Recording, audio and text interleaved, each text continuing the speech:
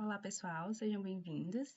Meu nome é Laís Otton, eu sou doutoranda aqui no Laboratório de Termodinâmica e Separação e hoje eu irei apresentar para vocês um tutorial de como utilizar o Orange para tratar dados de FTIR e algumas outras funcionalidades que podem ser úteis para vocês, para tratar dados de TGA, de TSC, entre outros, certo?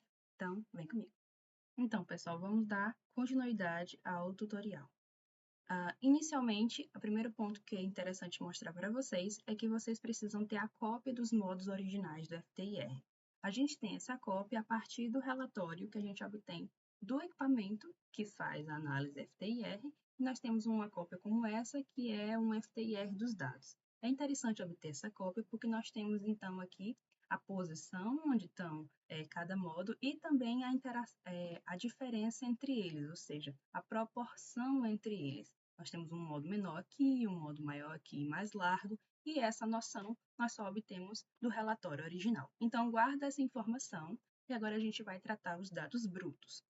Nós também temos os dados brutos obtidos do computador, do FTIR, e o primeiro ponto aqui que a gente sempre faz é substituir os pontos por vírgula. Então, a gente seleciona Ctrl T, vem aqui em editar e vem em substituir ou Ctrl U. E aqui nós vamos substituir os pontos por vírgula. E substituir tudo. Para a gente ter aqui todos os dados utilizando a escala de decimal como vírgula. E aqui a gente vai copiar todos esses dados, Ctrl T novamente, Ctrl C, e vai colocar nesse outro editor de dados aqui, que é onde tem os valores de comprimento de onda. Então, nós vamos clicar aqui no editor de dados, e aqui nós temos a aba da transmitância, e nós vamos substituir aqui. Ctrl V. Opa, teve um pequeno probleminha aqui.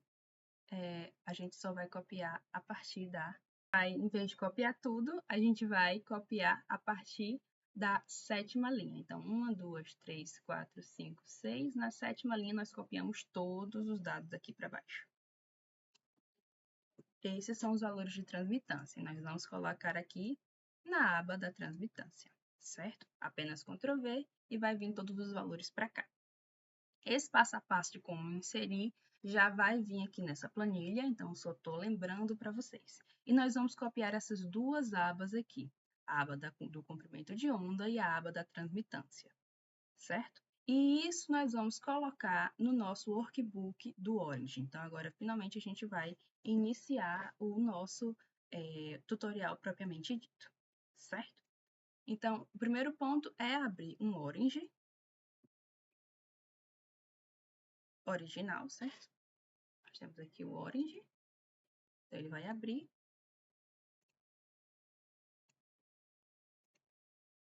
E vamos aguardar.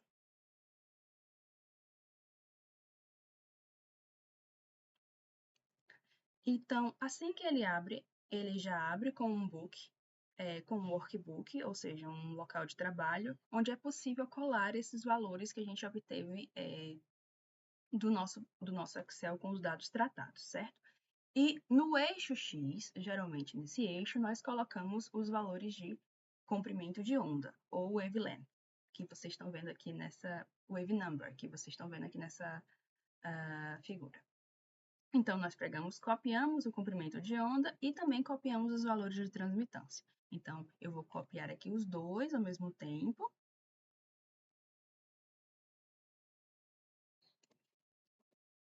E colocar aqui na nossa aba. Então, eles já estão aqui. E aí, o que eu faço? Isso sou eu que faço. Eu prefiro colocar, primeiramente, o nome dos nossos eixos. Por exemplo, no eixo X eu já coloco o nome, algumas pessoas preferem colocar depois, eu vou mostrar para vocês, mas eu recomendo colocar logo.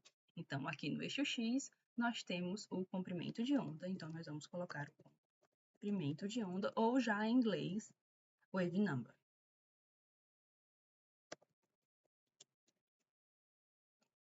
E no eixo Y, nós temos os valores das amostras. Então, nós temos que colocar os valores específicos da amostra, mas no eixo Y, e especificamente, nós temos as transmitâncias.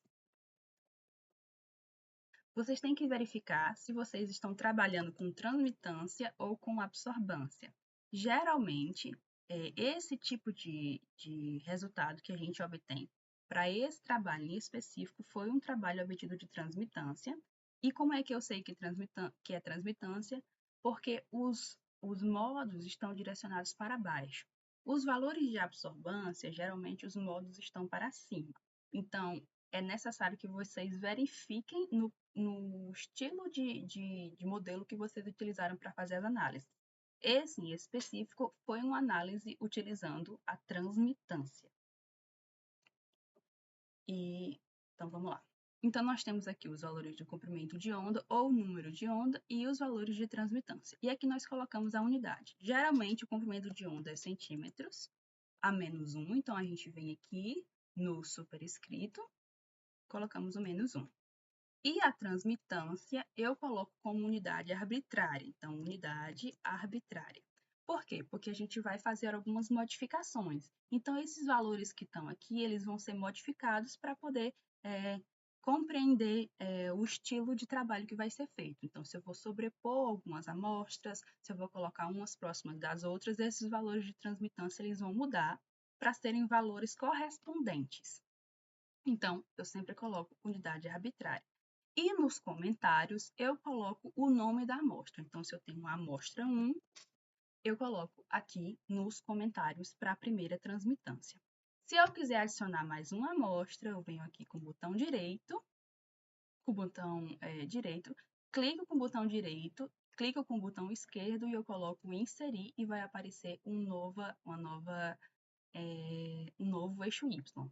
Vão ser alguns trabalhos de vocês vão ser vários eixos Y e só um eixo X. Geralmente esse eixo X se repete, não tem diferença, mas os eixos Y eles variam por causa das diferentes amostras. Então, como é só uma amostra que eu estou apresentando aqui nessa primeira parte do vídeo, então eu vou utilizar somente esse primeiro eixo Y que eu formei, certo? Então, Ctrl Z. Ctrl Z também funciona aqui no Orange. Então, aqui nós temos o workbook formado e agora a gente vai gerar um gráfico. Então, a gente vai clicar com o botão direito e selecionar os dois pontos. E agora a gente vai vir aqui embaixo e escolher o tipo de gráfico. Eu quero um gráfico de linhas, um gráfico de pontos ou um gráfico de pontos separados por linhas. Geralmente, no Orange, a gente pega um gráfico de linhas. Então, a gente seleciona a linha e vai aparecer aqui o meu gráfico da amostra 1. Notem que aqui, desse jeito que eu faço, já aparece o valor da transmitância e o valor do comprimento de onda. Opa, o valor de transmitância aqui está com um S. Então, a gente vai substituir aqui no book 1, consertar aqui para transmitância. Um errinho aqui. Mas, enfim, pelo menos vocês já ficam sabendo que já dá para alterar o valor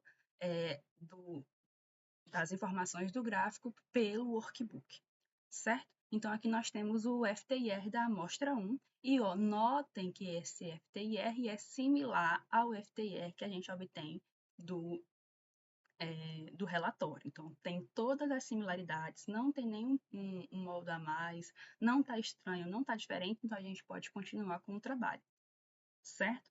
O próximo ponto, geralmente, que é muito pedido para trabalhos de mestrado, para trabalho de doutorado e até para artigo, é a necessidade de realizar uma linearização. Notem que esse FTIR, ele começa a linear aqui, mas ele começa a perder a linha de base. Essa linha de base aqui é diferente dessa linha de base aqui, e ela vai diminuindo até chegar nesse ponto onde perdeu totalmente a linha de base. Então, algumas bancas, não todas, exigem que os trabalhos sejam linearizados. E aqui é o que eu vou ensinar para vocês no próximo passo.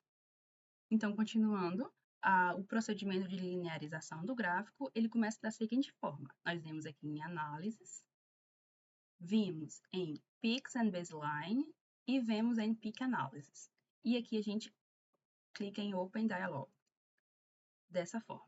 Então, aqui ele vai abrir um diálogo para a gente gerar uma linha de base desse gráfico. O que é interessante vocês trabalharem aqui nesse Peak Analysis, porque algumas configurações aqui podem mudar o jeito do trabalho de vocês. Então, Se vocês seguirem esse passo a passo, vocês vão obter um resultado específico que só vai funcionar para esse tipo de gráfico. Se vocês quiserem alguma coisa diferente, é necessário que vocês brinquem aqui um pouco e aprendam essas modificações, certo? Então, geralmente eu coloco em manual o Recalculate na primeira aba que se abre. Nós vamos criar, subtrair uma linha de base. Então, vemos aqui em Subtract Baseline e nós clicamos em Next. Vai abrir essa segunda aba. Nós vamos mudar a Baseline Mode de constante para usar uma definida e vai aparecer esses pontos aqui. Isso acontece na maioria dos casos. Eu estou tratando aqui de um Orange da 2025, mas todas as versões têm esse mesmo padrão. Então, usar um definido vai aparecer isso. Aqui nós temos os tipos de derivada utilizados para fazer os pontos, e eu não recomendo vocês modificarem isso. Eu recomendo vocês irem para a próxima aba, onde nós vamos modificar a posição dos pontos. Então, nós clicamos em Next, e aqui nós vamos modificar. Nós temos Baseline Anchor Pontos, que é os pontos de ancoragem da baseline, então nós vamos adicionar e modificar. Vejam como é que está formada a linha de base aqui já pelos pontos definidos do programa. Então, ele já detectou alguns pontos que ele considera que sejam linhas de base, mas nem todos esses pontos estão corretos. Vejam que, por exemplo, essa linha de base aqui está coerente, essa daqui também está, mas essa daqui não está. Como que eu sei disso? Eu sei disso por causa do relatório inicial. No relatório inicial, a gente tem aqui as linhas de base formadas, a gente tem que ter essa noção que aqui é um modo, e esse modo é largo, e ele tem uma amplitude grande, enquanto que esses modos aqui têm uma amplitude menor.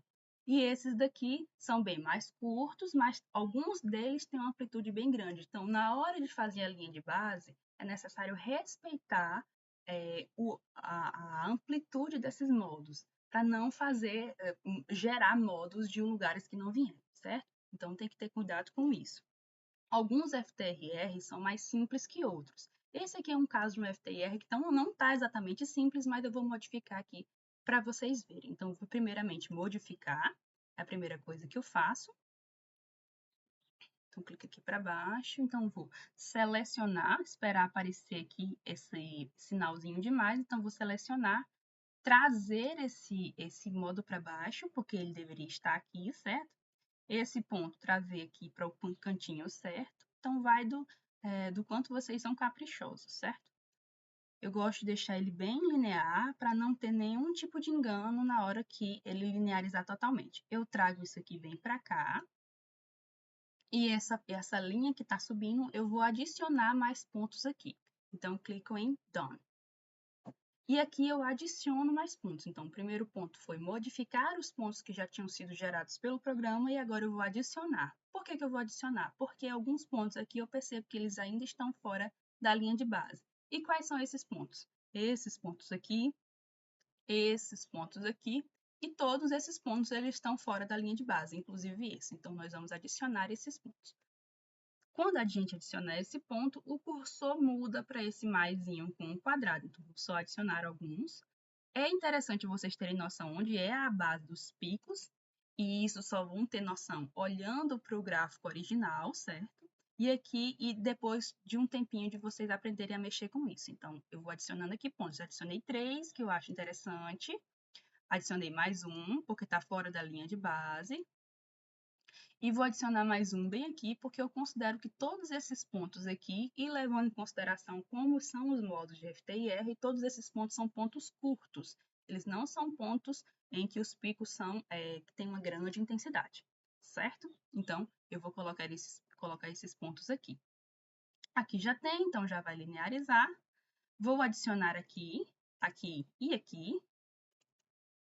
E aqui eu acho que já vai linearizar o suficiente. Então, vai finaliza.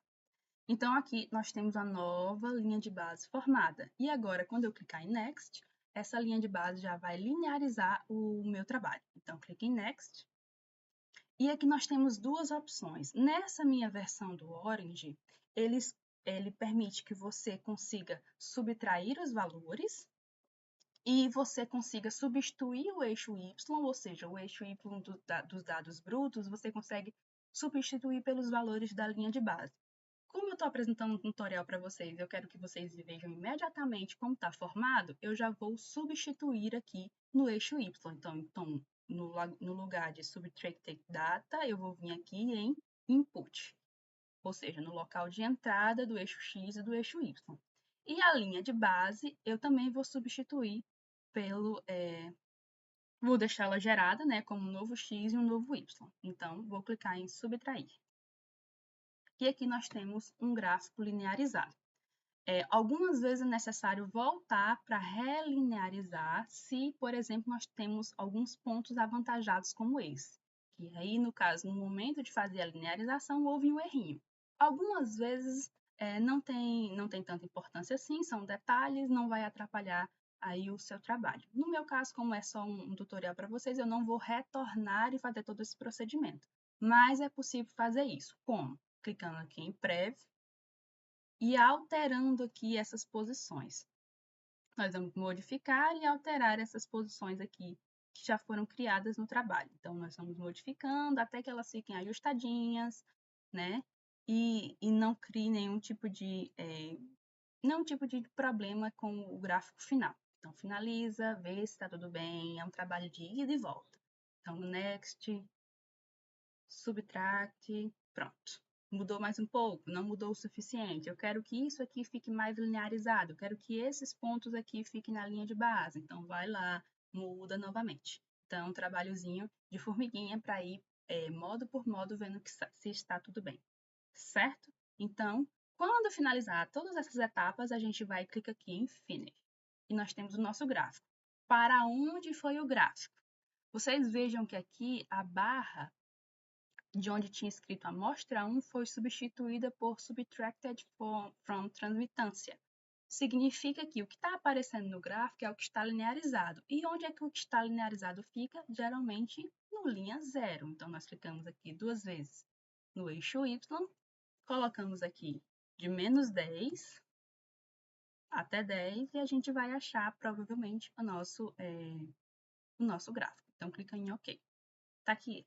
E aí a gente só vai ajustar o eixo Y aqui para as condições, para a melhor demonstração do gráfico. Então, vou colocar aqui, por exemplo, de 30 até 30, porque eu acho que vai ser suficiente. Clico em Apply, deixa eu ver se é suficiente. Deixa eu aumentar só mais um pouquinho aqui embaixo, menos 50. Clico em Apply, subiu mais um pouquinho, para mim é suficiente aqui. E eu quero que essa escala suba de 5 em 5, por exemplo. Então, eu só clico aqui em Major Ticks, Value e depois 5 e clico em Apply. É suficiente para mim? Eu quero todos esses valores aparecendo? Não. Eu quero menos valores aparecendo. Então, aumenta aqui. Clique em Apply. Botei 20. Então, fica só esses poucos valores aparecendo. E clique em OK. Esse é o caso se você quiser que apareça esses números no eixo Y. Geralmente, como é um FTIR, a gente não coloca valores assim. Mas eu coloquei esses valores para o caso de vocês estarem fazendo um TGA, um DSC, onde o eixo Y pode ser importante, certo? Geralmente, vamos voltar aqui para o FTIR, né? Geralmente no FTIR a gente utiliza os valores do maior para o menor. Então, aqui vocês estão vendo de 500 para 4.500, a gente vai substituir esse eixo, certo? Então, nós vemos aqui em escala, nós vamos colocar de 4.500 from to 300 ou 250. E aqui ela troca a posição e agora vai ficar aparecendo com o relatório original, certo? Então, é só trocar as direções. E no eixo Y, como é um FTIR, geralmente a gente não adiciona esses valores, porque esses valores são de agora de unidade arbitrária, não são os valores reais de transmitância. Eles vão ser comparados com outros FTIRs, por exemplo, então os valores da transmitância eles não são necessariamente importantes, apenas a amplitude dos modos, digamos assim. Então, a gente pode remover esses pontos. E como é que a gente faz isso? Nós vimos aqui em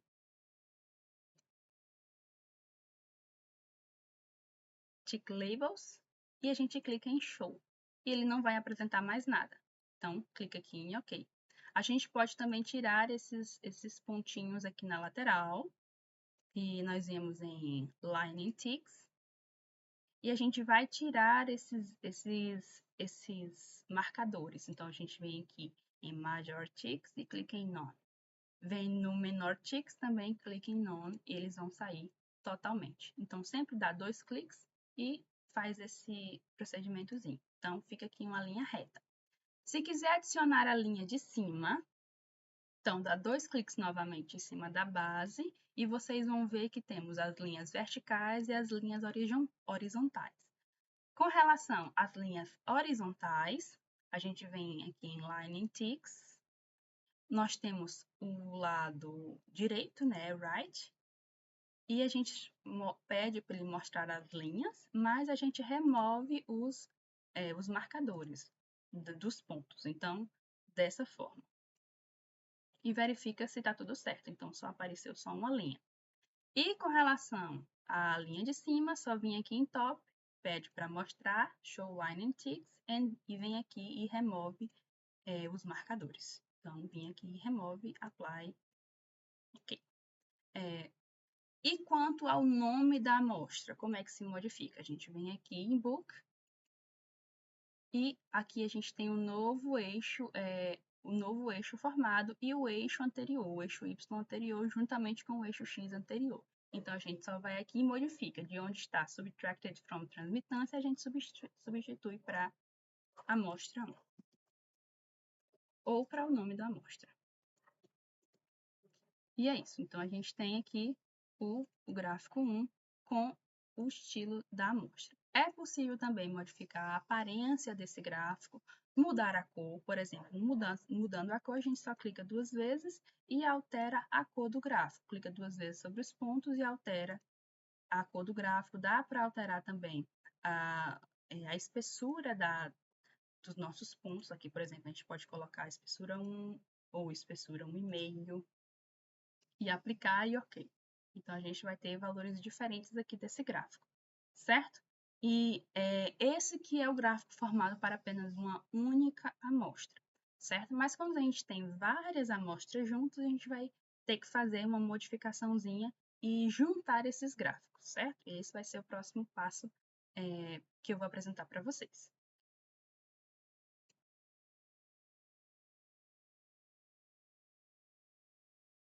Então, pessoal, aqui a gente tem um caso onde nós temos 3 amostras. Na verdade, nós temos 3 gráficos aqui.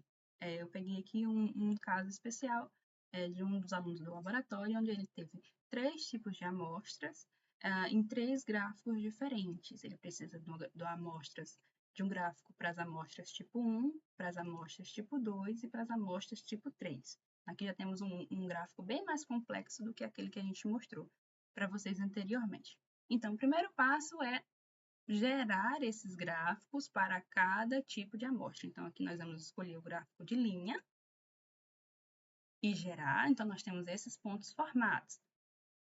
Algumas vezes, o gráfico de linha não é suficiente. Nós temos aqui distâncias, essas distâncias não estão coerentes. Ou eu quero fazer o processo de linearização. Então, temos que fazer o processo de linearização em por uma dessas linhas. Então, clicar na primeira linha, vir aqui em Analysis, vir aqui em Peaks and Baseline e fazer aqui o procedimento de analisar de linearizar cada linha. Nesse caso em específico, não foi necessário essa linearização.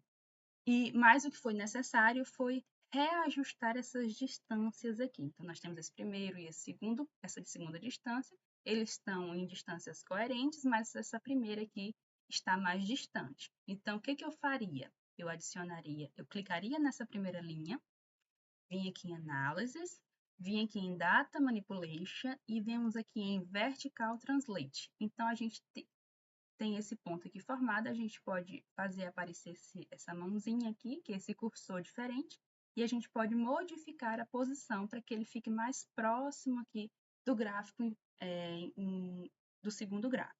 Note que já muda aqui a nomenclatura do material que foi transladado, né, do material que foi modificado de posição. Então, a gente volta aqui nos dados originais e muda, retorna para o nome dele original, que seria 1A, certo? Alguns gráficos é mais fácil fazer essa modificação, outros já não é tão fácil assim. Depois de fazer todas as etapas, de colocar essa linha, de substituir o eixo X para 4.500, para 5.000, ou seja, alterar a posição aqui dos números, de mudar tudo, é que a gente pode iniciar o processo de juntar os gráficos. Então, eu volto com vocês depois de já ter modificado todos esses gráficos, certo? Então, pessoal, depois de todos os gráficos prontos, ou seja, depois das modificações necessárias terem sido concluídas, eu alterei também a cor dos compostos para que eles ficassem coerentes. Então, nós temos o gráfico 1, nós temos o gráfico 2 e nós temos o gráfico 3. Todos eles estão com cores coerentes que eu desejei. E também com as barras do jeito que eu quero. Então, o próximo passo é juntar esses 3 gráficos em um único gráfico. E como é que a gente faz isso? A gente vem aqui, clica em todos os gráficos. Então, eu estou apertando Ctrl e selecionando um por um. Então, Ctrl, clica no primeiro, clica no segundo e clica no terceiro. E a gente vem aqui nessa função chamada Merge, que é juntar os gráficos. Então, eu seleciono essa função e ela vai aparecer essa aba aqui para mim, onde tem essa função de prever como vai ficar os gráficos, certo?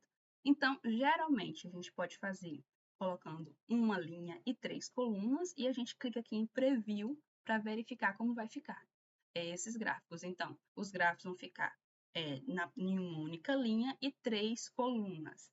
Para alguns gráficos, alguns tipos de gráfico, isso pode ser mais interessante. Ou eu posso fazer, se for para não for para uma apresentação, for para um texto escrito, onde eu tenho mais espaço, eu posso colocar 3 linhas e uma coluna. E aí, clicar em Preview, a gente vai ver a nova disposição dos gráficos. Eles ficam maior o número, né? A visualização e mais fácil de observar.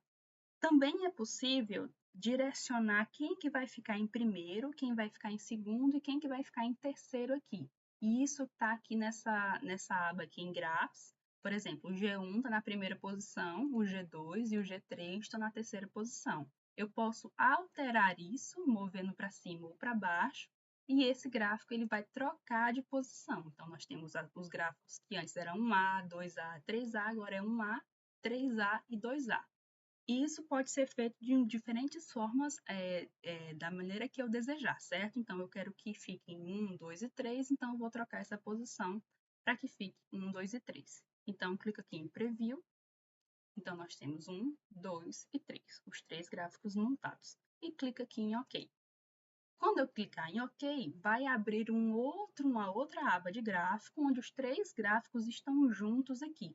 Eu posso copiar e colar cada gráfico individualmente? Posso, mas algumas vezes é interessante colocar os 3 gráficos juntos, porque aqui o ajuste fica mais bonito.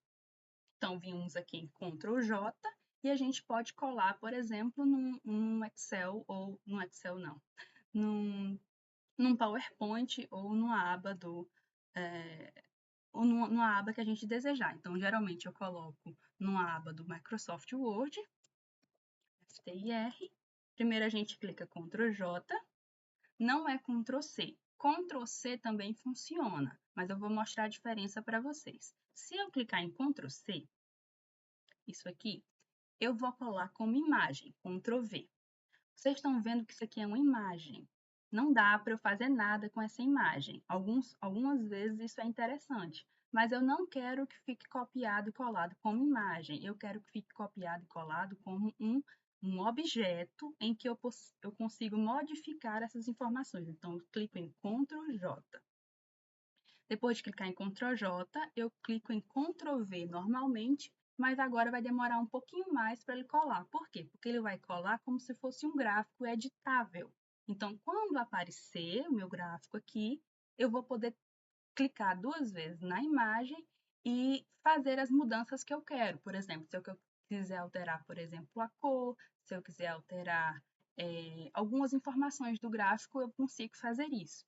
Então, eu vou provar para vocês. Está aqui colado, vejam que as laterais é diferente, a forma como é uma imagem é diferente das laterais de um gráfico. Então, eu consigo clicar 2 vezes aqui e ele vai conseguir abrir para mim dentro do Word. Eu acho essa configuração mais interessante para falar, primeiramente por causa das cores, que ficam mais vibrantes, fica uma imagem mais coerente, e a gente ainda consegue fazer as modificações, certo? Então, por exemplo, eu posso clicar 2 vezes aqui e alterar as cores do meu material. Posso alterar à vontade, a depender das layers que foram criadas, certo? Então, pronto, é isso. Basicamente é isso. Vou salvar aqui. Meu gráfico original eu posso salvá-lo. Então, venho aqui em File, nós vimos aqui em Save Project e salvamos o material. Ou vim aqui em Save Project As. E aí ele vai salvar com o nome que você quer. FTIR final é o nome do arquivo que eu já tinha salvado, por isso que não apareceu essa aba. Então, apareceu agora, então a gente vem em Save. Yes. Pronto, basicamente são essas algumas das principais funções que eu utilizo no Origin para trabalhar com FTIR. Bom, pessoal, depois de tratar com os gráficos, eu gostaria de falar ainda de uma última coisa que eu geralmente mudo, que é as características da legenda. Então, clico uma vez na legenda, depois com o botão direito, venho aqui em legenda e depois em Legend Symbols, ou modificar a legenda. E clico aqui e vai aparecer essas informações. Como está a disposição dos textos na legenda, a fonte, o tamanho, a cor e também as características dos símbolos utilizados. Por exemplo, tipo de símbolo. Tem também a característica do frame, ou seja, da caixa. Eu utilizei aqui o frame shadow, que é essa sombra que aparece aqui, como se fosse uma sombra. Mas dá para tirar esse frame, clique em apply e não aparece nada. Dá para colocar como se fosse uma caixa, clica aqui em box. Nós temos aqui esse novo tipo de legenda e tem outras funções. Esse marble também eu nunca utilizei, deixa eu ver como ele fica. Fica como se fosse para fora, né? Com uma cor, uma coloração. Dá também para modificar a legenda, as cores da legenda da maneira que vocês acharem mais interessante. Eu acho interessante dessa forma, que é com como se fosse a legenda saindo da certo? Bom, pessoal, esse foi o vídeo. Espero que vocês gostem desse tutorial e que seja útil para vocês nos seus trabalhos. É claro que o Orange ele tem diversas funcionalidades, é um programa bastante completo, mas esse vídeo foi só para mostrar como tratar os dados de forma mais simples no FTIR e juntar eles de uma maneira mais apresentável. Tem outros tutoriais disponíveis no YouTube. Claro que alguns deles são apresentados em outra língua, por exemplo, em inglês, então é interessante que vocês deem uma olhada nesses tutoriais, mas eu acho que com esse é possível que vocês já façam um trabalho legal e interessante. Então, espero que dê tudo certo para vocês. E é isso, vou nessa.